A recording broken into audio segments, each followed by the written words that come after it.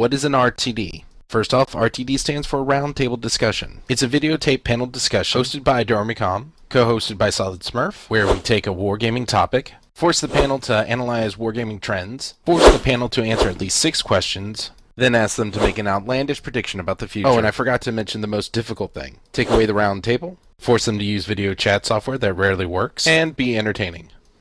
The Round Table Discussion. Bringing the what to wargaming. Thank you so much for donating. Links will be in the description area again. And we will be doing all sorts of things next Saturday. No, it's next Sunday. Next Sunday. To do another RTD live. And hopefully by that point we'll actually have it on Google Hangout. And Demon Jester J, if you're hearing this, please help me out. I can't figure out what I'm doing wrong because I can't seem to just get the feed to come back on Google Hangout. You want her back? Okay. Oh, unless you're going to put her away. Yeah, we'll just put her down. So, episode 1 is going to be kind of a non-wargaming RTD because we're really interested in seeing what questions you guys come up with, and we didn't want to step on anyone as far as what their ideas were going to be. So we kind of focused in on video game consoles and video game future stuff, so that way as people are providing their questions for tickets for the raffle, then we can use as many as possible from there. Because we'd like to do kind of a longer RTD next Sunday. Yes. This RTD will be rather short, but we're going to go ahead and start it up. So the whole concept again of this RTD is looking at the current state of affairs and future trending for console and video games in general. And with that, we got question number 1. On one of the big issues that have recently popped up has been the fact that as video games come out, the trend to spoil the ending has been basically increasing at an insurmountable pace. So question number 1, from a scale of 1 to 10, 1 being it's completely damaging to the overall software development and sales cycle, to 10 being it actually helps promote sales and the overall well-being of the gaming industry. What is the impact of these kind of D-bags ruining and spoiling the games? Or maybe you don't feel like they're D-bags. Maybe they're crusaders of marketing. And with this, we're going to start with our co-host, Solid Smurf. I thought John was the co-host. No. We're just one season. So just season 5, 4, whatever it was before. 10 is the best, 1 is the worst. Yeah. I'm going to go with a 4. Okay. Because it's like reading a book. When I go into a game, I want the storyline. I don't want to know what happens next. Especially it bugs me the most when I go to watch a review for it on a review website that's got a copy ahead of time. Mm-hmm. The only one that comes to mind is IGN or maybe the Angry Video Game Nerd, somewhere like that, and they give you the ending mid-review. That's not what I'm wanting to know. I'm wanting to know, is this game worth me spending money on? I don't want you to tell me how it finishes, because then it's not worth me spending money on. You have just devalued it so much to me. Okay, but that's still kind of a not so horrible. It's terrible. Midline. Well, then wouldn't you be close? I'm going to give it a 2. Okay, John, what's your thoughts here? I'm actually going to give it a 4. Reason being is, again, I agree with a lot of what Smurf said, that when I pick up a game that has a story-driven game, I want to experience the story in my own time. Mm-hmm. And it's like the best advice that I can give for avoiding spoilers is just don't go on the internet. Read a newspaper until you play the game, because... or watch HBO or something that's not going to talk about it at all. But even if the game gets spoiled for me, I'm still going to buy it. Like BioShock Infinite. Spoils everywhere on the internet. Yeah. Everywhere. It's rampant. I mean, it really is. I'm still going to pick up the game. That doesn't influence my decision to buy the game or not. So I think while it's annoying that they spoil these games ahead of time, it's not going to detract from my enjoyment of the game in the sense that I'm still going to go out and spend $60 on a game and buy it. Gotcha. Okay. I'm actually going to completely differ with these guys. I'm actually going to say it's a 6, and that it actually adds some benefit that it gets spoiled, because the reality is that people are becoming so impatient to know the ending that it can be a marketing strategy for a lot of companies. Where I think it's going to hurt is that as people who don't want it spoiled, which I think is all three of us, we're never going to go back to any of the companies who are doing reviews. Not even because they might spoil it, but because they can't control the comments. I mean, Bioshock Infinite was spoiled for me, not by the review that I read, which was identified as spoiler-free, and it was, but by the fact that the very first comment, I was leaving a comment on there, and I saw that first comment, and my eyes unfortunately could not avert fast enough, and I caught a real huge plot point that kind of ruined the game for me. So in order to avoid that, I'm going to go ahead and not participate in going out to the internet to watch any of these reviews anymore whenever there's a game that I actually care about. I will tell you right now, unfortunately, with the big spoil on Last of Us on... Oh, really? Yeah, there was a huge leak on that. Now I have no interest in buying that game because there's not enough propelling me, even though it looks like it'd be a fantastic game. Any further discussion? I don't mind minor spoilers. Like when I hear movies reviews, I hear that they like Star Trek Into Darkness. I heard that it was a pile of crap. Yeah. Like I heard that review. I didn't hear any other spoiler other than it was crap. Yeah, that's acceptable. That's an acceptable spoiler because that now makes me hesitant if I want to go see it or not. But now it's your responsibility if you invest that money. It's not taking that responsibility from you. Well, but this is what I'm saying. Like, it's not even a money issue. It's a story drives. For me, story drives games and movies. Right. And if I know that the story happens, it lessens my desire to find out what happens. Like if somebody told me blow by blow how Star Trek Into Darkness played out, I probably wouldn't even go see it. Right.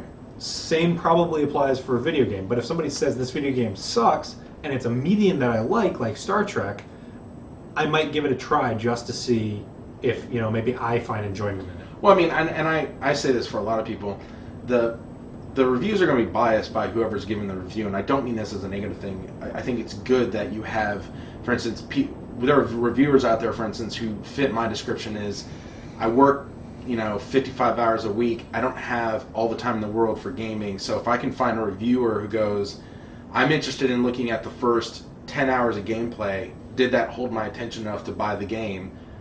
As opposed to someone who might have a lot more free time and might be more critical, which would probably be fall under John's, zero punctuation. If he didn't give it a thumbs up, I ain't buying it kind of mentality.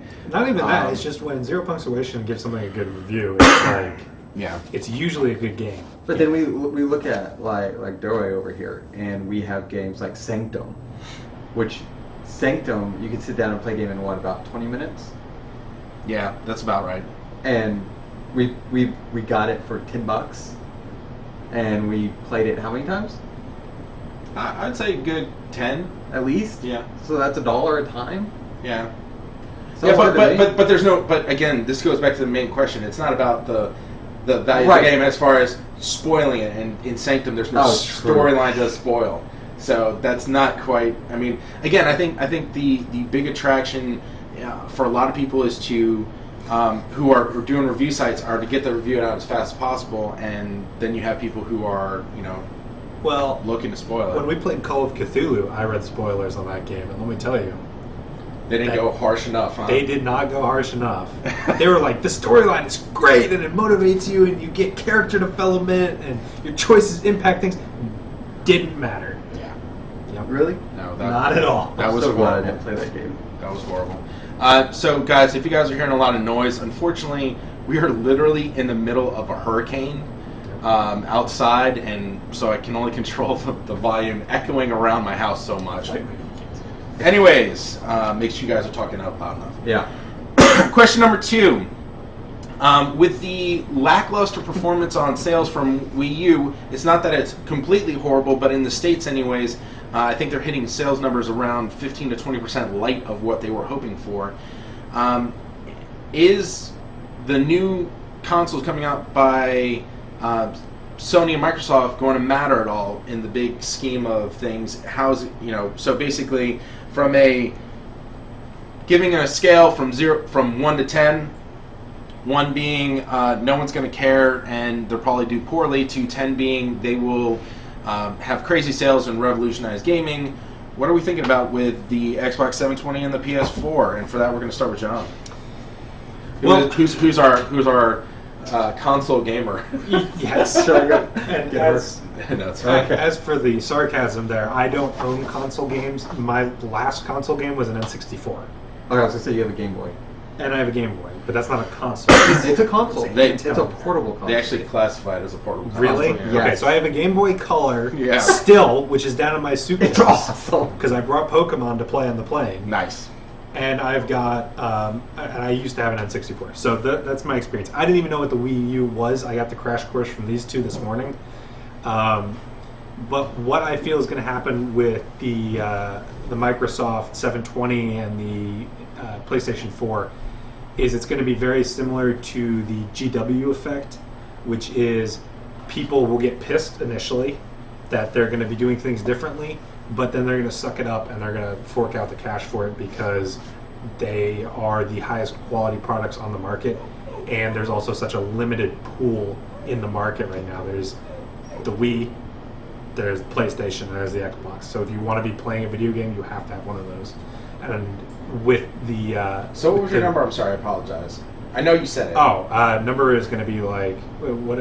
One was it's One not is going to gonna matter. it's not going to matter. No one's going to buy it. It's not going to have an impact. 10 is, 7. everyone's going to buy it. And 7. Okay. Smurf, what's your thoughts? I'm definitely going to go with an 8. I'm going to shoot higher because one thing that these consoles have going for them is that they're readers.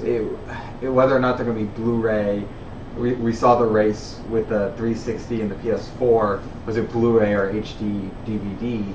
And the Blu-ray won out. There we go, if I can talk today. And what the awesome point was, the only reason why I got a PS3 was for that Blu-ray player. It's a Blu-ray player that happens to play games. So as kids go off to college, they're going to be picking up these consoles to be able to do stuff. Now, I'm getting way off track of the question, aren't I? Just give us a number. 8. Okay.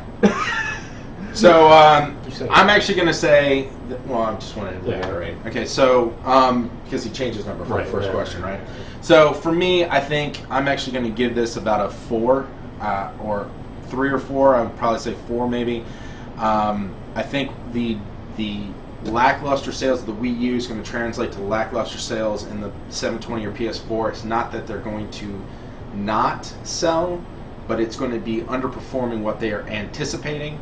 And I think a lot of it has to do, honestly, beyond the just nothing new in the creativity land for games. I think the features that they're adding to the console and the fact that it's really not really that much more powerful than a mid-level PC, added to the fact that I can buy games at 50% off on Steam compared to buying it for any one of these consoles, and I just don't see a reason for people. I think they're going to eventually get to a point where they're not going to find the value hidden in the console that they used to have. And it's honestly companies like Nintendo who have such a huge stable of these games only show up on our system that's going to provide any sort of draw. Yep.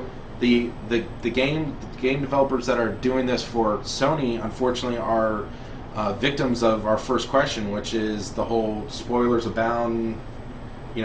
With Mario, it's not like this big, surprise spoiler at the end. Am I going after the princess? I think so. Do we have any further discussion, or are we gonna? There is a pretty big disparity now between what you guys are saying. Well, what was your number? 4. Okay. Well, the thing that I think might lose the Xbox and the PlayStation. Hey, don't eat that. The Xbox and the PlayStation, their projection is that the rumor of them not being down or backwards compatible. So if you have this entire collection for a 360, it doesn't work on a 720. And that is, I think, the most retarded thing that they could possibly do. I could understand not going 2 generations back, like not being able to play the original Xbox games. Yeah. But you can go 1 generation back. Yeah, but even 360 doesn't do... 360 doesn't do Xbox. It does, Really? it does only a small section of Xbox games, and you have to download a big software translation pack. Oh. The other thing that Smurf touched on is I want a Blu-ray player, and if an Xbox doesn't have a Blu-ray player in it, I'm probably going to pick up a PlayStation. They're not going to make that mistake again. They'll put a Blu-ray player. So, Right. So that'll help out because Sony's pockets, but yeah. I agree. Also, I'm seeing you see a generation gap. I see a lot of, I'm going to use this term loosely, I'll say college kids. College kids buy the PS3 because they can't afford the Xbox Live subscription always. Whereas you see with a lot of younger kids, I'm going to say 12 to 18, get the Xbox 360 because gotta have Halo and parents are willing to pay that over. The parents pay for it.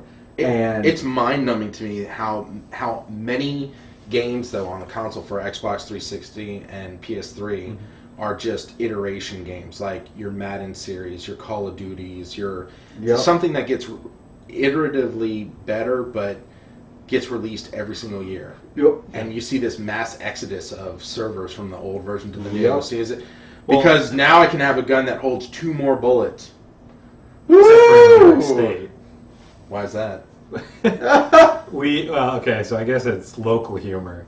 We just had a bill recently passed where your pistols carry 2 less bullets, or else it's $1,000 fine and 3 years in jail. Nice. So 2 less bullets. We ready for question number 3? Question number 3. Hey guys, viewers are out there. Thank you for stopping in. Feel free to leave us. We are taking a look at things that pop up in chat. This puppy right here is the whole. Can you lift her up because it looks weird when I reach over? And she's just like groping my leg. Yeah. Here, there actually is. This is Pixel, and she's the reason that we're doing the charity. Thank you guys for stopping in. We're going on to question number 3. If you missed any of our answers, we are recording this locally. We're going to go ahead and post this onto YouTube after we're done. So by this evening, you'll be able to see all the answers that we gave. So question number 3.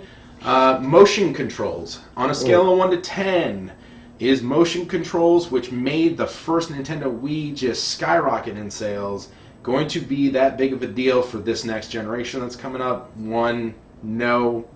More like, can't possibly see that ever being the case. 10 being yes, and Xbox 720 proposedly coming with a Kinect 2 system is the greatest idea that Microsoft had. And for that, we're going to start with Smurf. I'll go with a 2. Okay. It's terrible. They should get rid of it. It's just not a thing. Like the PS3 version of it, what is it? I don't even know what it's called. The Move flopped terribly. Yeah. Unless you're doing a dance game, and even then, I mean, that's such a... Archery wasn't bad. Well, it's such a niche market. It's so tiny that I feel like they're not going to make their sales back. And with the Kinect, I mean, let's look at Kinect Star Wars. Let's be honest here. Yeah, the dance game was the only thing worthwhile. Oh, and Rancor Rampage. I mean, it's replacing buying the dance mat for DDR. I mean, that's all it's doing. And it's going to make such a small market. Now, the Wii's got some cool stuff because it has the extra screen that you can work with the movement. But other than that, I mean, or the Wii U rather, I don't see it being a big deal outside of if they start incorporating an Oculus Rift into console gaming. Okay. John. Wait, did you give a number? A 2. A 2. I'm actually going to give it a 2 as well. Okay. But mine is actually unfortunately biased because of a video you sent me about the progression of motion capture. And it's all about, the video was all about what feels comfortable as a person and being able to distinguish between, how do they phrase it, between the suspension of disbelief, like where if you're using a controller, you forget that you're using the controller if you're engrossed enough in the game. But when you're doing stuff as a person, you're doing stuff as a person, and so you recognize that. And so it draws you out of the game experience because you have to think, oh, I need to block, I need to bring my hand up. It's not I need to push X a bunch of times because you forget the controller is there. It's actually, you have to muscle memory. I have to bring up my shield, and it breaks that boundary of Immersion. Right. Yeah, it's called the uncanny valley of valley of not motion control, but of controllers in general. Right, and that's what the video was about. So unfortunately, I'm biased, and I agree with it completely. If I'm submerged into a game, I've got my headphones on, I've got the lights off, and I forget that I'm using a mouse and a keyboard.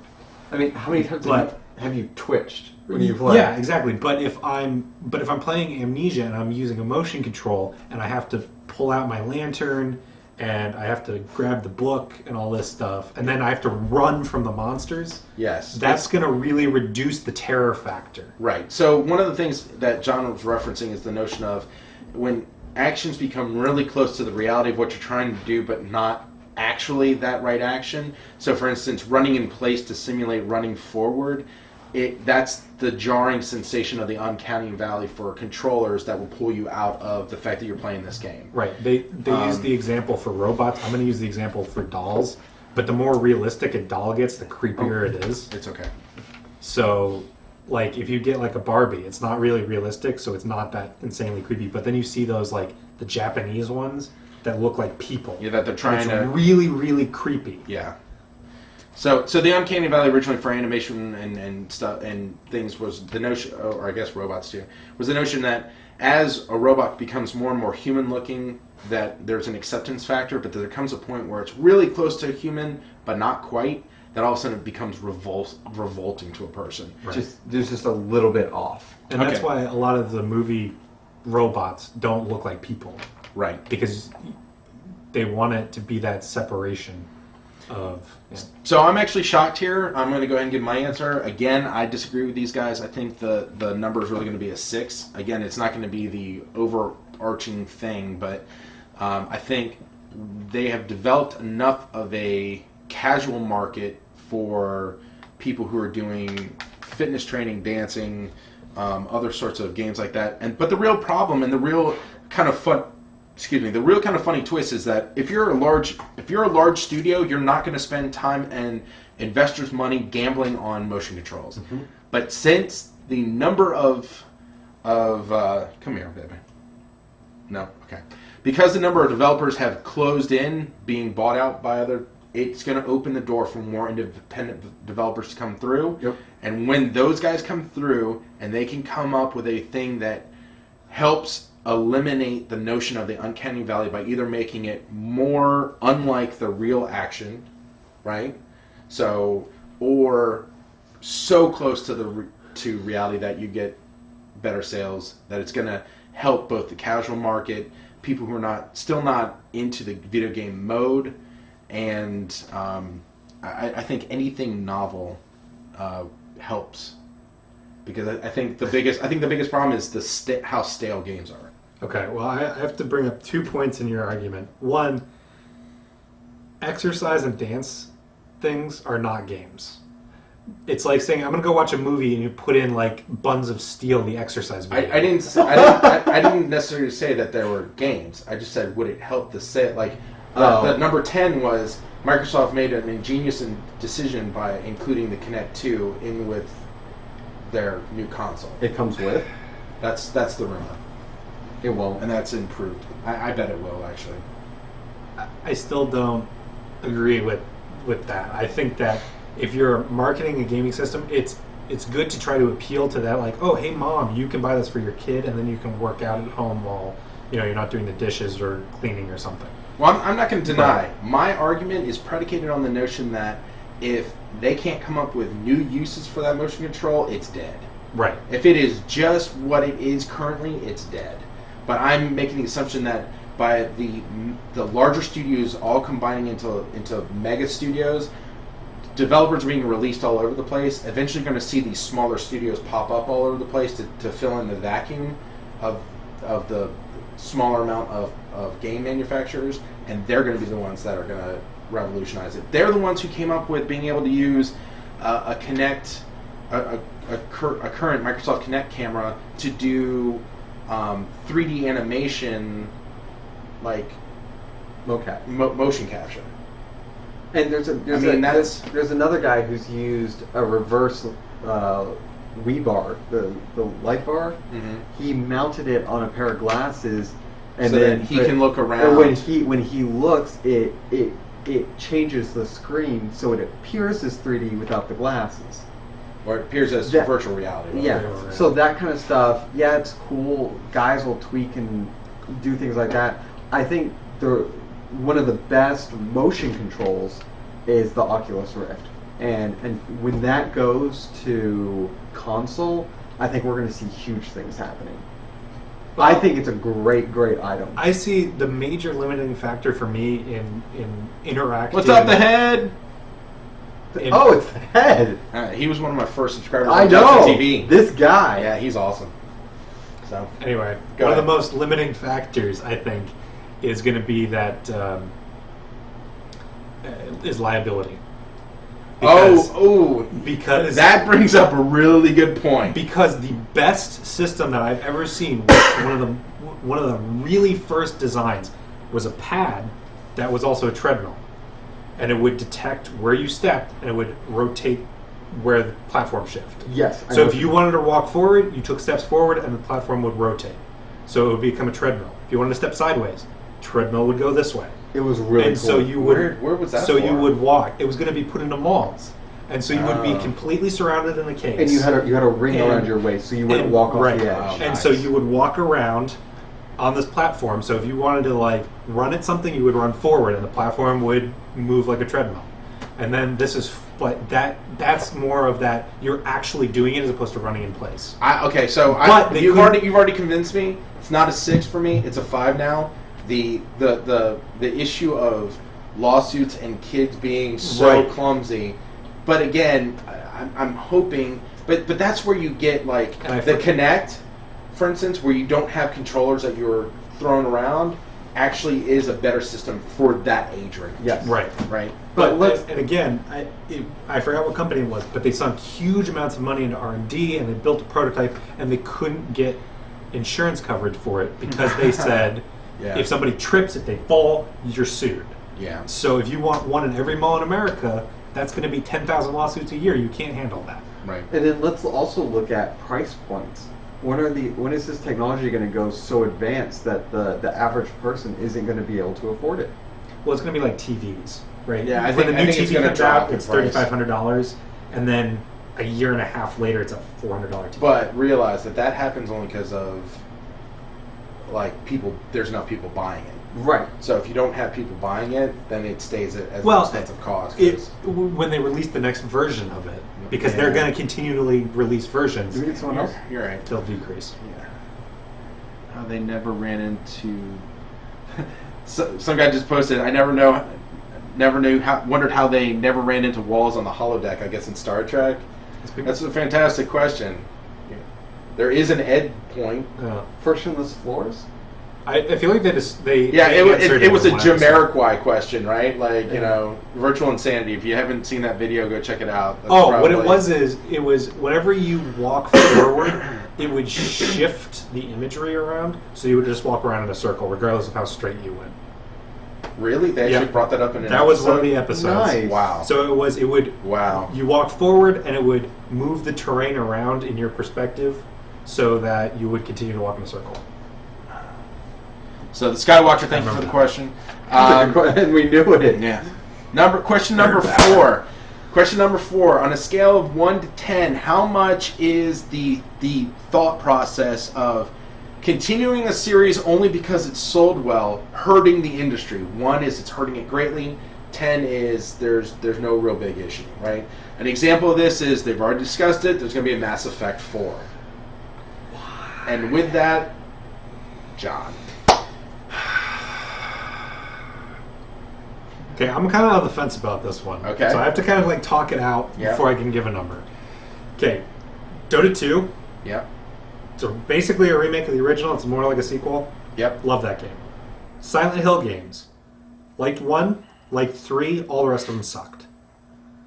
And there's 6 now, right? Silent Hill, I think. Yeah, I think there's 6 now. Yeah. Resident Evil, I liked 1 and 2. The rest of them sucked. There's 6 of them now. 4 was good. Is that the one with the Mexicans with the? It's where you had to rescue the president's daughter. Oh, It was good. it was okay. Okay, so I think one being that it's crippling. This question is really more about those stories that that should have ended. that had a conclusion, but they're picking it back up. Does that include prequels? Like Tomb Raider? Sure. Yeah. I don't know. Was there ever a Tomb Raider? I guess we can. So go ahead and give two answers. One that's just the sequel is unending, and another one that is the story concluded, but they still want to keep using the same universe. The same IP. Okay, so for the one that they're just going to continuously make games for it, regardless. Call of Duty.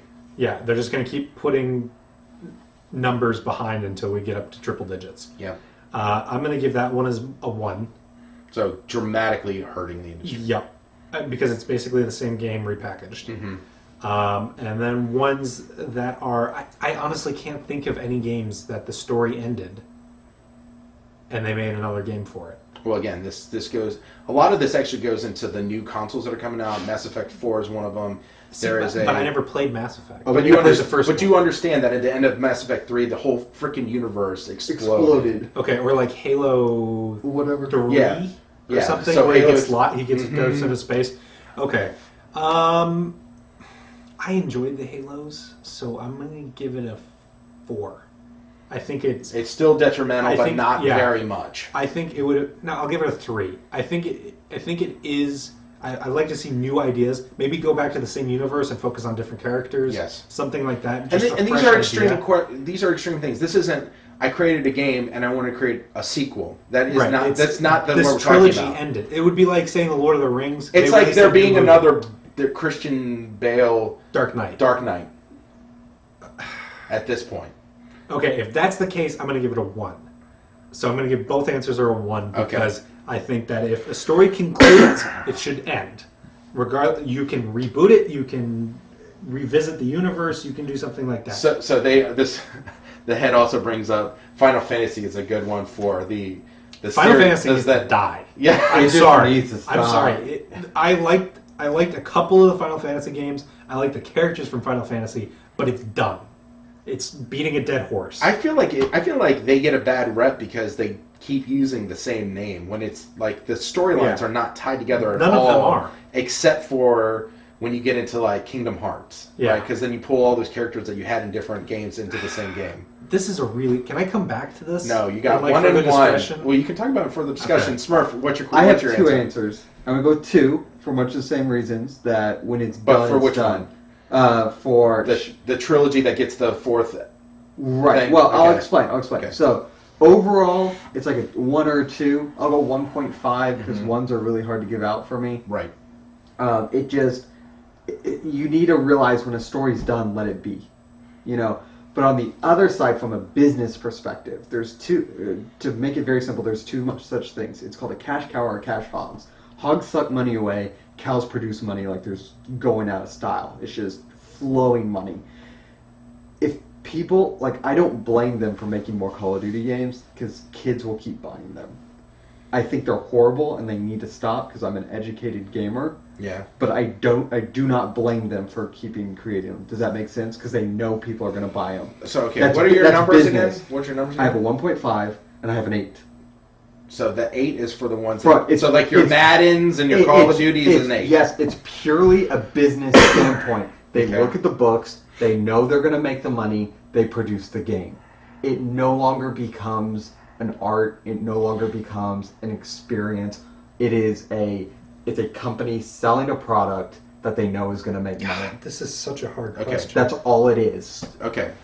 So those are your answers. 1.5 and an 8. So I'm going to go ahead and answer this. I'm going to say for the series that every single year they post another game, right? Call of Duty, Madden, and I'm going to say the one that's going to affect how my answer is. Dynasty Warriors. They made one each year? Pretty much. I mean, every year, every 2 years. Okay. Love that game, but I will tell you right now that the iterations are never enough. It's it either is a trend that goes down because of assumptions made with not a long enough timeline where you're having to affect enough that people will feel like it's a different game, and you're rushing out stuff that might not be useful. And with Dynasty Warriors, the iterations were just so minuscule. With Madden, I couldn't tell you how ticked I got when they started taking out the ability to create your own team out of like a fantasy football draft kind of thing. That annoyed me. So I'm going to say that the iterations every year of a game really ends up being about a 3. I think they're detrimental. I don't think they're cancer-causing as bad as John, but I will say that it is the reward system that goes into these iterative games really kills investors' hopes and dreams in getting any sort of new IP out there. So your independence, I thoroughly enjoyed Amnesia Dark Descent, and you could tell that was a labor of love for the guys who built the game. Yeah. Because it was not in their mindset that it was going to be a cash cow. But you need those kind of new experiences, because honestly, before Amnesia came out, I was ready to literally push my PC away and go, I'm done with gaming for a while anyways, because I need new stuff to come into the industry for me to get excited about it again. For those games, so that's a 3. Now, let me ask you this, just as an advocate, they're now coming out with Amnesia Machine for Pigs. Completely different game. I don't count spiritual successors. Okay. That's why, for instance, in Final Fantasy, I don't even consider it the same game. So for me, it's hard for me to classify that. Okay, I'm not saying it's going to be a bad game. They're running it on the Source engine still, though, right? What now? Amnesia Machine for Pigs is still being run on the Source engine. Yes, but so for me, like I don't see, and I'm trying not to spoil anything for those guys who are going to do. I'm not going to say it, because if I say it, there are other games that I don't consider to be tied, even though they share a name. Final Fantasy is a good example. Okay. I consider it to be a whole bunch of different stories. I think the reason the Final Fantasy series kind of sucks is that the developers just the JRPG honestly is dead, because no one wants to play the puppet of a character. They want to be the character in the story. So, like, Game of Thrones is your example. Even though they're all inhabiting the same universe and the same, like, continent, they're all independently doing their own thing. That's harder. Okay, so like for instance, if I consider Elder Scrolls, which really are different stories all over the place, right? But that I consider all to be the same thing, because they share the same lore, backstory, races, story arc, everything like that, right? I mean, even though one might not seem like it's directly impacting the other, it does eventually. Bethesda's really well known for, you get halfway through Oblivion, you're like, people who hadn't played the other Elder Scrolls are going to be like, okay, whatever, that just happened. But people who played some of the older ones will be like, oh my gosh, they showed a clip of, that guy, that cup that was missing that I stole from the game three episodes back. That's part of the same story arc. Okay. That was a really good question. The entire time you guys were talking, I was thinking about that question. Yeah, so I haven't given my second answer. So the ones that are continuously, I'd say a 3. When you end a story and then you begin it again, that is the hardest freaking thing for me, because if you have a legitimate, exciting new story to tell in that universe, that's okay. But when I'm looking at Mass Effect 4 that did something so catastrophic with its destruction of everything, right? You can't put another story there. You just can't. Prequels. Well, you do offshoots. Well, but I'm not agreeing with you. But so I'm gonna say for both of them it's a 3 for me. 3? Yeah. I'm getting my confirmation number. Okay. For wondering. Yeah. So further discussion now. John, you got 1 and 1. Did you need to clarify anything? I really don't like. There's so many different series where I'm like, I cannot stand the fact that you release something like every 9 months. It just bothers me, or a year. Because it's so incremental and it's so like. Here's where I'm on the $60 price fence. tag. I understand that the company wants to make money. Yeah. It's getting a name brand that they understand is going to sell. So it's like It's like Batman, right? They did Dark Knight trilogy. Yeah. As soon as the end of the Dark Knight trilogy happened, Warner Brothers was like, "We're doing a reboot." Yeah. It was literally like 2 weeks after the movie came out. They're like, "We're doing a reboot," But there's a reason for that. and that's because they want to legit do reason. the Justice League. Yes. But still, they also want to keep rights to the name, and they want to be able to push out the product. Right. But So but it's going to be something new, right? Yeah. And even those 3 Dark Knight movies, each one was new, Yeah. right? Yeah. No, you're right. Call of Duty is the same fucking game every time. even Yes. if you look at the endings, like frame by frame, they start repeating themselves. And if you start comparing in-game models, meaning like building structures, you see from one generation to the next, they just copy paste. Like Right. it's not even new. If it's the same design with new upgraded textures and Okay, that's here's different. It's here's the going to be my same example. thing. Magic the Gathering releases a new set every 6 months. Yes. Mm-hmm. Each set is independent and different than any other set previously. Yep. Right. So that at least they're putting the effort into making 300 or 400 new cards for that block. So what you're saying right there is how I view Final Fantasy. With Right. the exception of that, I think the Final Fantasy design flaw is that it breaks that fourth wall and makes you feel like you are not actually controlling that guy, or you're not that guy. You are influencing that guy's movement. And my problem with these cover-based shooters that are being released is there's no variation. There's nothing that differentiates one from the other than your weapon choices. Okay. So let's pause for a minute. I have a follow-on question. We haven't had these in a while. Okay. How do you feel about games that are trying to duplicate someone else's effort? Okay, so my example would be Counter-Strike Source and Counter-Strike Go. It is the same game But with different balances. developers? No. No, I'm talking about like Call of Duty versus like Black Ops. Band of Brothers. Oh yeah, no. Well, but that's still Call of Duty Black Ops, right? So you have like Medal of Honor. Medal of Honor. Okay. And this happened back, I would say the most, back in the late 90s when the World War II shooter was big. You had Battlefield come out, 1942. Yeah. You had the original Call of Duty, Right. and then you had the original Medal of Honor. They Right. all released, I would say, within a year of themselves. Yeah. So this is... Oh, and here's another question. What if one of them didn't pump out things every year and one did? Okay, well the nostalgia factor would be higher.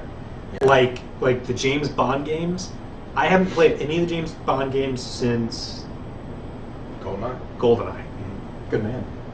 That game, to me, in my mind, is the best first-person shooter ever made. Wow. I love that game That to is death. arguable. I love that game to death. Except And- for when the guy played the short guy. The odd job, that Odd shitty job. bastard. But then if you look at the James Bond games and then the remake of GoldenEye with all the new characters in it, Right. it murders the nostalgia for me. I get angry at the company for doing that. Right. So I would rather have a company release a game like that and leave it, and then start over with something new, something fresh. So, and then for the question about people imitating games, we see it with League, Han, and Dota. Mm-hmm. Yeah.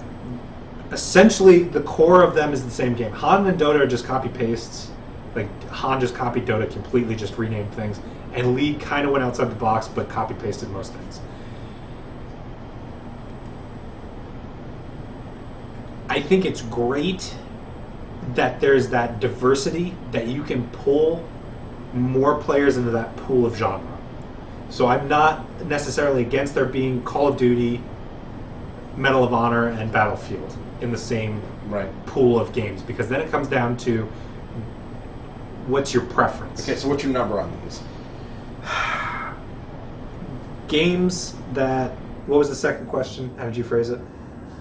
That first off, games that duplicate the other. Right. But then, if they duplicate and then they either change the formula so that they go all the time, or they They duplicate and they stop. Yes. Is what it was. Okay, they duplicate and they stop. If it was a good game, Put on these caveats, dude. You let the rage flow, man. If they duplicated a game and they stopped, whether it was good or not, I respect them. I'm going to give them a 6. WoW and Star Wars MMO was another one where they feel like there was a I think MMOs Which in Star general. Wars MMO? Oh, that's a good question I had. So There were 2. Which one? And then for probably Galaxies, I'm thinking. the pool, I'm going to give that one a 9. I think the pool of multiple games is a really good, important thing. Okay. Yes, I think that's definitely, I'm going to agree with him, like a strong 8 for when you have a pool of games in the same genre, because whenever you have competition, the consumer always wins. Okay, we can stop right there because I'm going to say I agree with you guys, and this isn't a debatable one now. So yes, I think because actually, I said that. No. I think Oh. well, I had that all along. That if you have multiple games, it's so frustrating when you go into a game store and you're like, every game is World War II, and I just am sick of the right. Yes. So if you have a bunch of them and they all iterate, then it just becomes burnout on that genre so fast. Now, but when you do it once, and you can kind of see which one's going to win based on which is a better game. Now, what I think hurts it. I don't know if you could hear Pixel. My dog's like literally right here, and she is moaning in her sleep. I think what hurts the industry in copy paste is games that come out that are free to play, and they go, "We're like this game," and then someone's going to pick up that free to play, and they're going to go, "I hate this. I don't want to play that other one because it says it's like that one." Like for example, Friday Night Combat. No offense, I think it's a terrible game. I think it's absolutely horrible. I played it once. I'm like, the controls are wonky. I don't understand what's going on. There was no the learning curve was just way too steep, way too quickly. And it says it's just like Team Fortress 2. Team Fortress 2, you jump in a game, you shoot stuff. But Team Fortress 2 is not free to play as well, so it is. That's weird. But I'm talking back when it wasn't. Back when you had to buy. Right. So it. But it says it's like Team Fortress 2. Well, if I played Friday Night Combat first, I'm not going to want to go play Team Fortress 2, which is a fantastic game. Yeah, that's what reviewers are there for. I mean, and honestly, it behooves a reviewer to go, even though it's free to play, it's worth spending the extra $10 to buy the I bought my copy. Yeah, I did too. Back in the day, I got the orange box. Well, I didn't spend that much. I only spent $3.50 on it. $3.50. So let's go ahead and move on to the next question. Question number 5. We talked about consoles now, or console gaming. The Ouya is out. And so I need a scale 1 to 10. 1, that's great, no one cares, not going to influence anything.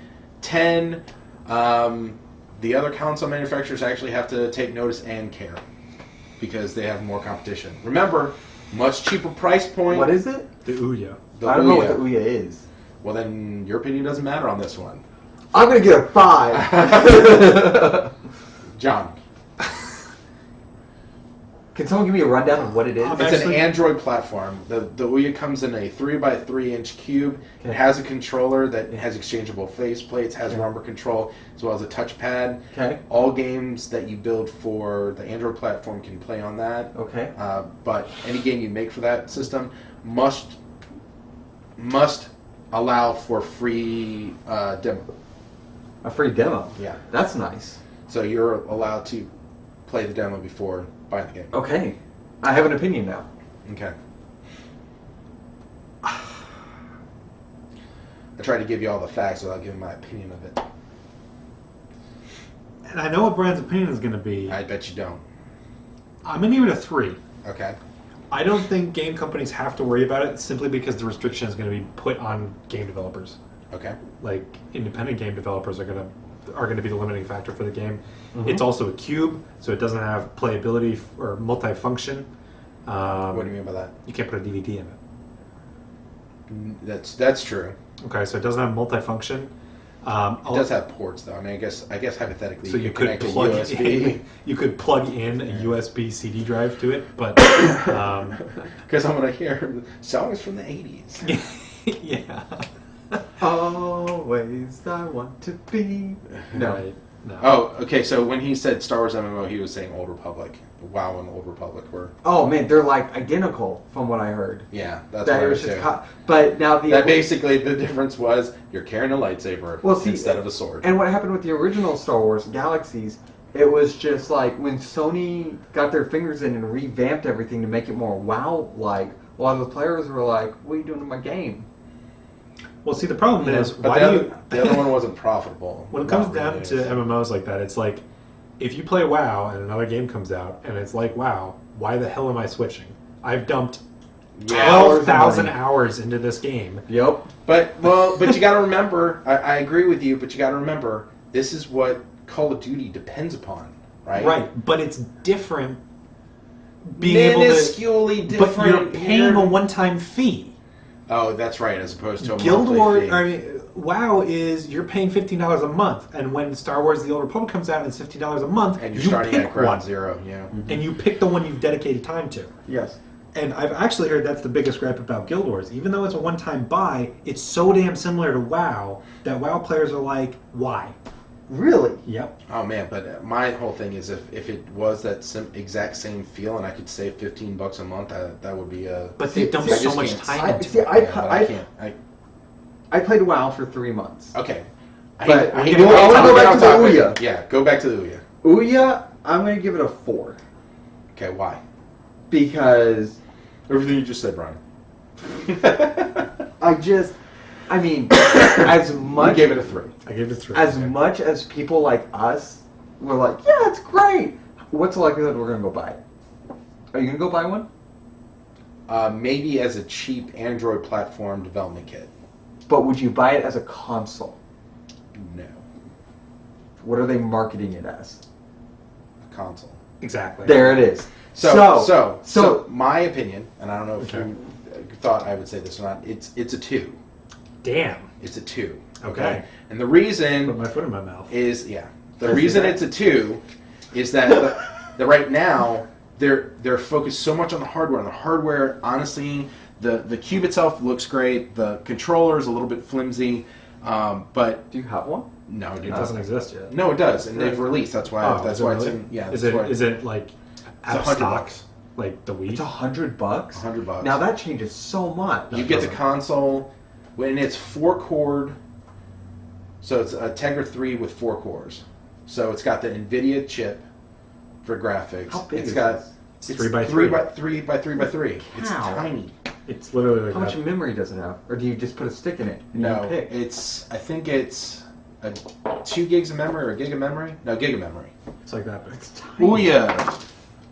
Yes, they definitely raised a whole bunch of money, but and they raised like 8.6 million effectively. Okay, but how many people dumped into it? 63,416. That's not a big pool. It's surprising, but you got to realize that that's how much the Wii U sells more than that monthly. That's what I'm saying. I agree. If that's all the interest that they sparked, that's gonna suck. Well, it's way more than they thought it was, and the problem is. So here's the real problem with the Ouya. The real problem with the Ouya is if I'm as a developer, if I'm forced to write a demo game, that's going to dramatically hit my sales numbers because people are either going to go, I got a taste for that game, it was enough, I'm not interested in buying the full game, Right. or I played that game. If my demo was not as good as my main game, because I want to hold some surprises for the main game, people are going to be like, it wasn't really good enough. Like, of all the scenarios, it ends up being like only 2. You get a 1 in 3 chance of actually making a sale. Right. And that's if someone was dedicated enough to want to download it to begin with. Right. Okay? The main selling point for the Ouya was a game like Final Fantasy 3 was one of its big. And it's coming to the Ouya. I'm like, that's fantastic, but your big selling point for this new technology is a game that can be played on a dual Nintendo DS. Yes. Yep. And you can take the DS with you. It doesn't. I love the notion of being able to play Angry Birds on my TV, but if I'm thinking I'm going to really boot up my console and look at a TV to play Angry Birds, as opposed to it being that stupid little thing that I play handheld, I think it's unlikely. I'm surprised you're finding Angry Birds. I think as an example. I'm giving it as an example. Okay. Okay. Further discussion? Nope. I like the idea of it, but again, when the total interest in a game is less than what somebody is selling in a month, that's just going to be that's for a console that has been identified as not making its projections. Right. Yeah. So that's going to be a huge indicator of how well that system's going to do. I don't think we'll ever see it on a shelf. I think it will be direct order only. Here's what's going to change the Ouya's reality. Okay.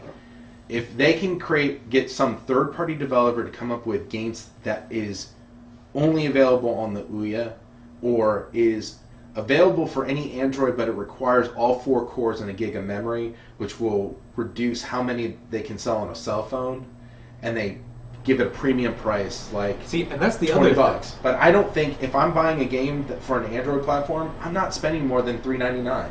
Yeah, I was just about to say, the other thing is, how many people have these in this room? 2 out of 3. 2 out of 3.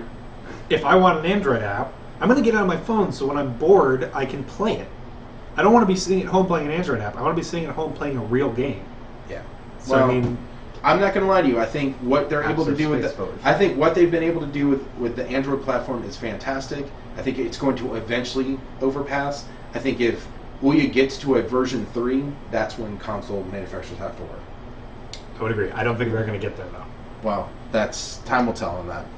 It really depends on, they're selling it for 100, but if they were able to do what we did, which is even though they're selling it for 100, they're really making $40. $95. Well, I wouldn't say that. They're not going to do that. But if they're making $40, then yes, they need a killer app. Yeah, they need an exclusive killer app. That's what's going to sell the Ouya. Yeah, but then and the problem is how are you going to stop it from from people rootkitting that game to squeeze it onto your Kindle Fire, which isn't even a Google Android application device, or and then the problem is Android phone. He said it right there. They need a killer app that's exclusive. So yeah. I'm buying a $105 app. Yes. Yeah. Why? Well, no. If you can get to that one, it will inspire you to get the console to potentially. I mean, there's a lot of ifs. Cents. There is a ton of ifs. Okay. There's a ton of that's ifs. Too many ifs. I think at this point it is. I mean, do I think? I think there's a bunch of independents that are totally stoked about it. Yes, but I'll be honest with you. Me personally, I'm not, because I have an idea for a game that I really want to build, but it's a plot-driven game. So you're never going to get to an exciting point in a demo, which means you'll never pick it up. Right. So, okay. Question number 6, usually our prediction question, but we actually have 6 questions plus prediction for this one. Ooh. So let's talk a little bit about microtransactions and the free-to-play idea. Okay. Scale of 1 to 10. 1, it's going away. 10, it's the savior of all games. Like, all games will be going to at least, if not free-to-play, at least microtransactions. Let's go back to John. 10. Okay. Every game we see will have microtransactions in it, because other games will realize that they can make a slightly different piece of artwork and people will give you $1 for it. All right? Yep. Like League and Dota. You can buy $35 skins. There's an Alpine Ursa set in Dota that is currently worth $550. I don't because understand that. Well, it was because glad it's free to play, so I can afford the skins. Well, see, that's the great thing. You buy like Guild Wars. You buy a $65 Don't game. take that away from me. That's my talking point. You buy a $65 game, and then you get like a baby hippo, and it follows you around. But you have to buy that separately. So people are going to be doing that. I mean, like, microtransactions are a way to exponentially explode your profit margins on a game. Because people like me, even though it's a free-to-play Dota game... Well, after you've been playing it for a couple months and your friends realize you've been playing it, that's a cheap way for them to meet your birthday present, you know. Exactly. Too. You buy them a gift card for Steam. You buy them a gift card for League. You buy them a gift card for Guild Wars. Yep. You buy them all these things, and it's just going to continuously. I've probably dumped $50 or $60 into Dota, and I've been playing it for 2 years. Unfortunately, I probably spent $80 to $100 on League, and I've spent probably $50 on Guild Wars too. Right. So that's all. The 2 free-to-play games, they've made the base cost of a game back twice. Yep. Guild Wars 2 has made its base price back once off of me. Mm-hmm. After you already paid for the base price. Yeah. So, all right, Smurf. 9 microtransactions. I don't think they're a bad thing because you can choose not to partake in them. And no, they do become a bad thing when it becomes pay to win. And that's some games are doing yes, that. you can have that rifle, but it's going to take you a year and a half of playing 3 hours a day to earn it, and that's silly. I'm not going to do that. Or you can spend $20 and we'll give you the rifle right now, and that's pay to win. Also, And- another issue with microtransactions, if it changes something in the game to where you can't recognize it, Yes. it becomes an issue. Yes. That was your League of Legends issue. That was right? my League of Legends gripe, is that there's some skins that change a hero so dramatically you don't know what it is. Yeah, it could look like part of the forest it's hiding in. Right, so you don't understand what it is, and then you're like, how did I die? A skin should never, ever be an issue like that. You should instantly recognize what something is. And this goes to a shooter game. If you have a gun, and I can't tell what it is because he's carrying around like something from a movie, Yeah. like an alien flamethrower, but he's shooting bullets out of it. That's wrong. Absolutely wrong. I think a good example of this is when they did the Meet the Pyro update for Team Fortress 2. Yep. The Pyro always carries around its gun like this. Now they changed it out to where he carried around it looked like a trumpet horn on the end of his flamethrower, and it shot rainbows. It still had the same effect, the same shape, the same animations. The only real things that changed was color. Instead of fire, it shot rainbows, and instead of silver, it turned to gold. But at a glance, it's the exact same thing. That is a good DLC. Yeah, but that's not. Oh, you're right. Sorry, We're talking that's the wrong about- term. yeah. It's a good microtransaction. But that wasn't a microtransaction. That was a DLC that you could just get in game. Right? It was a free DLC, so everyone then got that's free. not a No. microtransaction. But then you do a microtransaction and you can unlock that skin. Oh, okay. So they added a few maps, Gotcha. and then they had some aesthetics that you could get with microtransactions. All right, so these guys are insane. It's not a 10, it's not a 9, and I will tell you why. It's because we've already seen too many cases where kids have gotten on and racked up $400 worth of bills on their parents' credit cards because parents are not keeping track of their kids' activity. So legislation is going to ensure that is never going to be a 9 or a 10. Do I think it's still useful? Yes, I don't think it's going away. But I really believe that you're looking really more closely at around a 5. And actually, to some degree, I completely agree. If it's a game-changing microtransaction, you really need people to do a mass exodus and say, we're not putting up with this. If it's oh yay, like in League, Ezreal now looks like he comes from the Tron universe, that's cool. I don't mind that. Quagga backpacks. But I really and truly believe it's not going to be as prolific as you guys are saying, for the sole reason that government legislation is going to kick it in the gut, and you already have like full-blown countries that are just simply saying in China can't no microtransactions, Really? microtransactions, period. I didn't know that. Well, China doesn't let you do, like, there's a character in Dota called Bloodseeker, and they're changing him to The Seeker, because you can't have blood in a title in any game in China. Really? Yeah. Huh. So, but I know that a lot of games, I was actually reading an article where some kid stole the parents' credit card, racked up bills on a video game for microtransactions. The parents called, they deleted the kid's account and gave the money back. I agree. So I I understand don't think that there's going to happening. be legality issues there. But I've already witnessed 3 sets of legislations that have gone through some form or fashion within our legal system Okay. to put some sort of lockdown on it, and the ESRB is trying really hard to say, Well, it's an in-house thing, let us deal with it. Yeah. It's a credit card theft. Yeah. That's what it comes down to. Yeah.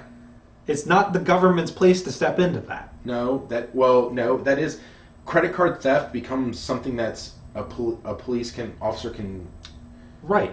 But that's because there is a law that legislates that is truly theft. But it's different than saying it's the company's fault for having this ability. It's your kid's a fucking dumbass, and he should be put in jail. Yeah. Yes, and that's when Nothing would scare a kid straighter than the cop showing up and putting him in the back of the car for 10 minutes. I don't. drive him around the block. Well, no. Put him in the back of the car, come inside, mom gives him a donut and a cup of coffee, they talk for a while, and then he goes and takes the handcuffs off him and lets him back in the house. If your kid is doing that, you are not hitting them hard enough. Right. This is not the government's place to step in at all. I mean, that's my conservatism coming in. You're missing what I'm saying. I'm not saying that it is their place. I'm saying it's going to happen anyway. And I'm saying that that's something seriously wrong with our government. I'm not disagreeing with you. But it doesn't stop them from doing it. Maybe that's my conservatism coming through. No. Any comments on this? There's no comments on this particular one. So, question number 7. It's our prediction question for this episode. We're going to start with Solid Smurf. I don't even know. Make a prediction, no matter how outlandish, about the state of video gaming, console gaming, gaming software. I think we're going to see a steady decline on always connected DRM. I think that's going to become a thing of the past because so many people are becoming outraged by it that I think it was Ubisoft just announced that they're done with it. I think we're going to see a decline in game resellability for consoles for the used market because of one-time use activation codes are going to raise. And we're going to see... That'll be interesting because EA just recently... And I'm not trying to contradict it, but EA just stated that they got rid of Online Pass. Did they? Yeah. Okay, so... But I still think it could happen. But it could be. I definitely see... Or even if it doesn't go away completely, the used reselling is going to take a big hit over the next 5 years. And then also I think we're going to see a increase. We're already seeing season passes for DLC. Mm-hmm. That's going to become a huge thing. Pay an extra $20 up front and you get everything. Yep. And I don't necessarily think that's a good thing. But okay. That's my prediction. John, what's your prediction? I agree. I think that we're going to see used games becoming something like boom boxes. The next generation isn't going to know what they are. Yep. I think that between that time frame, like my kids will not get the opportunity to have a used game. Mm-hmm. I just think they're going to phase it out completely because they lose money on it. That's what it comes down to. I know Games Workshop hates eBay and Bartertown and all these places because people just resell armies. Yep. They hate it. So I think that video games are going to go the same way. But other than that... You can't put a chip in a GW thing so that you can't reuse armies, though. But I've heard that GW... This is totally off topic, but I've heard that GW wants cease and desist orders on eBay and Bartertown. That you can't sell models that aren't new in box. I want to see them try. Yeah. I want to see them try. But anyway, everything else I think we're going to see... in my personal belief, I think that it's about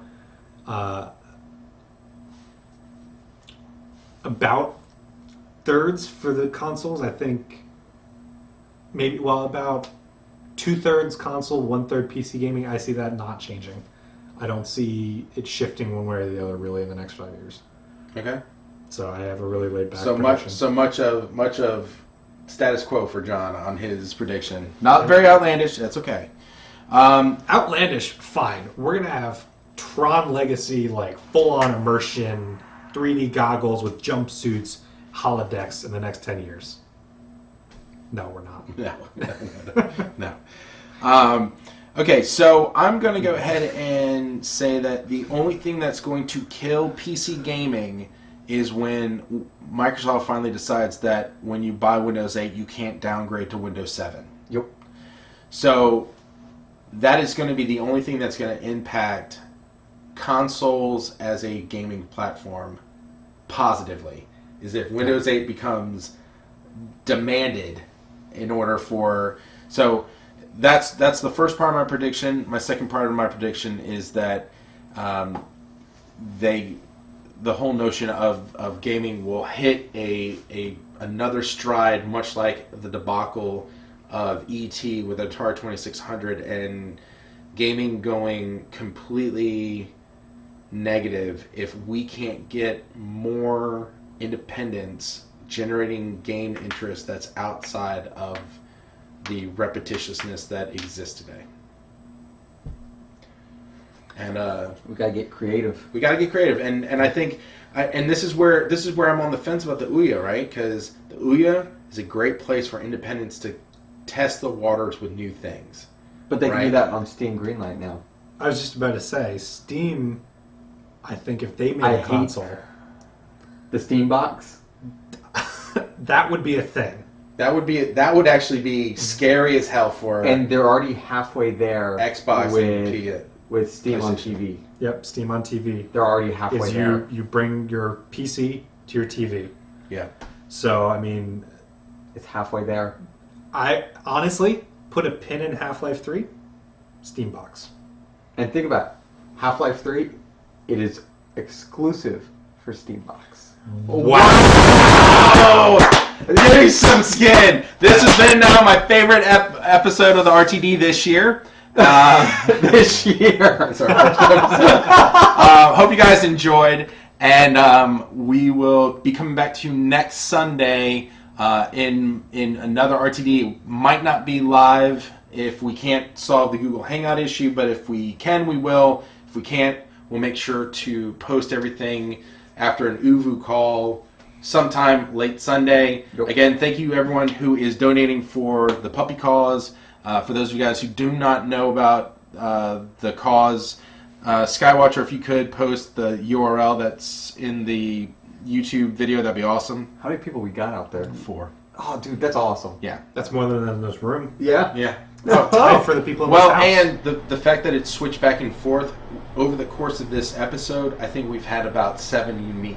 Nice. So, that's not bad at all. Considering Probably it's one of the 4. She will not get on Just the TV at all. She can't say. Okay. Well, and also how quick we threw this up. Yeah, yeah. I mean, yes. Yeah. So thank you guys for coming out. We appreciate y'all. Yep. And greatly appreciate it. Thank you. Bye.